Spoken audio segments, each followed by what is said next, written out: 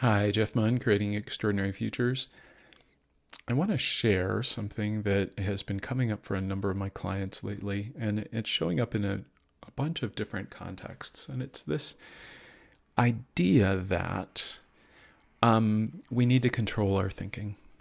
And so I want to explore this from a couple different perspectives, and then I want to offer an alternative way to view this idea.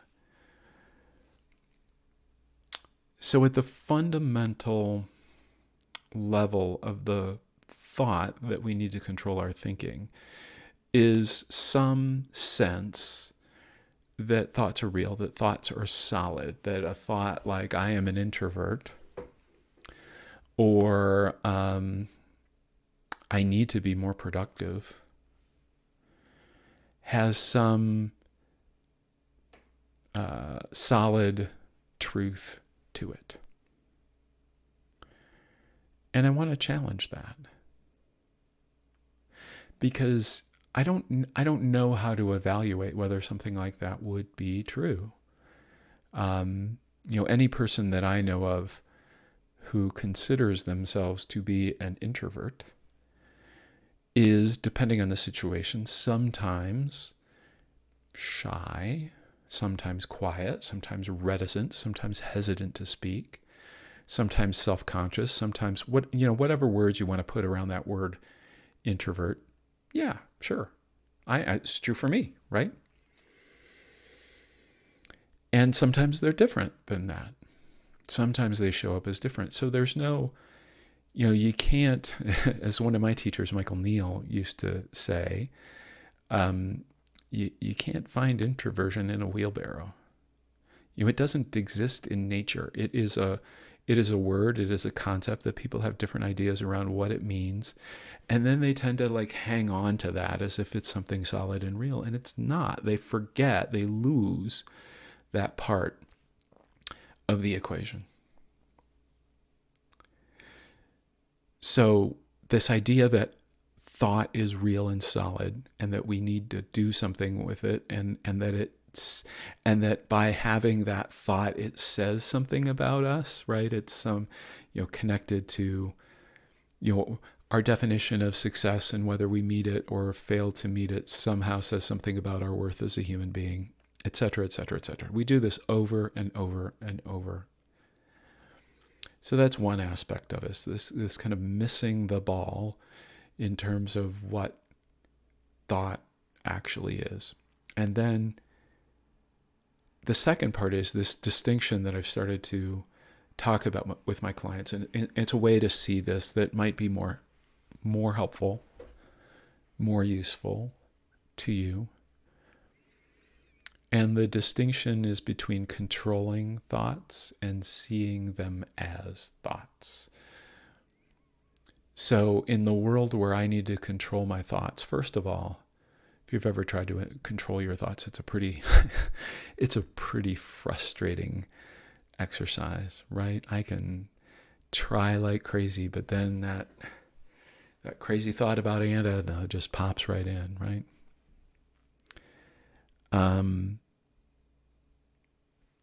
But seeing them as thoughts. So in the first, I'm controlling thoughts. Why? Because thoughts are somehow, positive thoughts reflect well on me as a person, as someone with intrinsic value. If I have these positive thoughts about the world and about myself, then I can call myself happy. Negative thoughts, the same is true the other way, right? And we tend to dwell on our negative thoughts and think that we shouldn't be having them somehow, and think that somehow we're a better person if we don't have negative thoughts. But if we see them as thoughts,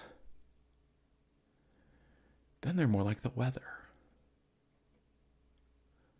They're more like clouds that come and go. And, a lot of spiritual teachers have made this analogy about, your thoughts are the clouds and you are the sky, or, your thoughts are the clouds and you are the sun behind the clouds, or whatever. But the key thing to note in there, not only are all thoughts fine.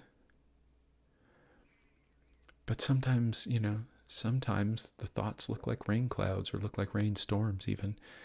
And that rain is necessary. Sometimes we learn something or we have an insight by the negative thoughts that we have. We realize something, thoughts can be a great radar system, right? It's like, I'm having all these negative thoughts right now. That's like a wake-up call to like noticing my thinking, which isn't actually real, has kind of taken control and looked real to me. So notice that. Experiment with it. See what comes up for you when you make the distinction between controlling your thoughts and just seeing them as thoughts. So there's no thought that is inherently good or inherently bad. Some thoughts feel better than others. Some things feel better than others. That's just the nature of the human experience.